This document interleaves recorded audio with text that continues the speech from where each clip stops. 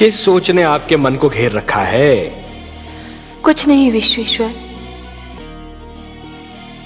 यही सोच रही थी कि यदि चित्रकार के बनाए चित्र को कोई बिगाड़ दे तो क्या उसे तनिक भी चिंता नहीं होगी?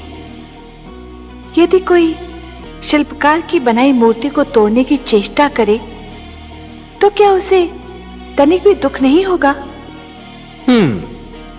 यदि कोई चित्रकार अपना चित्र किसी को उपहार में दे दे तो उस चित्र को संभालना उपहार पाने वाले का कर्तव्य है।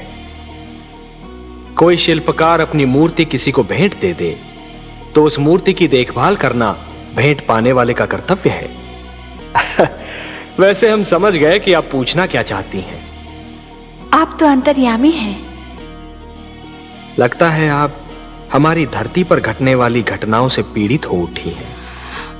हाँ पद्मनाभ, मैं बहुत दुखी हूं। क्यों हो रहा है ये सब? क्यों मचा है ये हाहाकार? प्रेम बनाया था तो घृणा क्यों बनाई?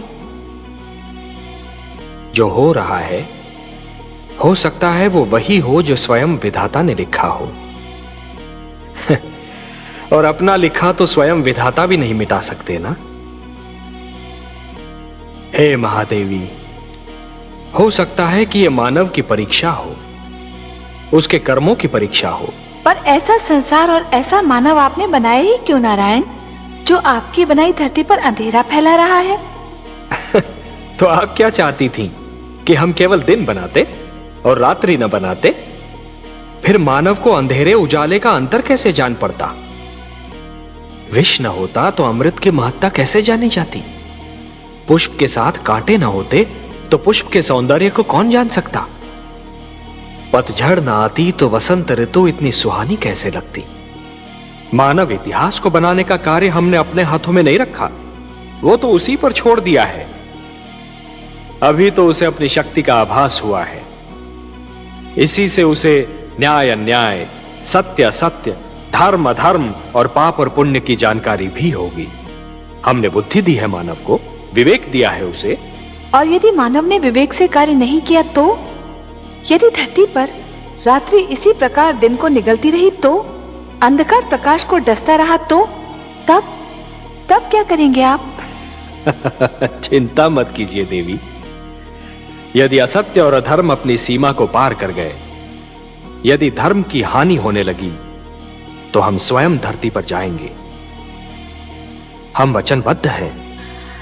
किंतु ध्रुव के साथ हो रहे दुर्व्यवहार को देखकर मेरा भी मन भर आया है।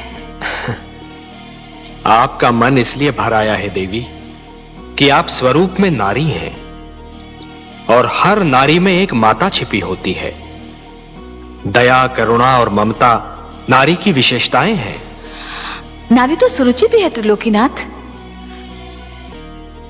किंतु विश्वास नहीं होता कि इतनी सुंदर नारी का मन इतना कठोर भी हो सकता है। हर वस्तु जो चमकती है वो कुंदन नहीं होती देवी। आवश्यक नहीं कि हर सुंदर स्त्री का मन भी कोमल हो। सुरुचि लालसा की मूर्ति है, परंतु ध्रुव के साथ जो कुछ हो रहा है उसमें सारा दोष सुरुचि का नहीं है। सबसे बड़े दोषी तो महाराज उत्तानपाद हैं।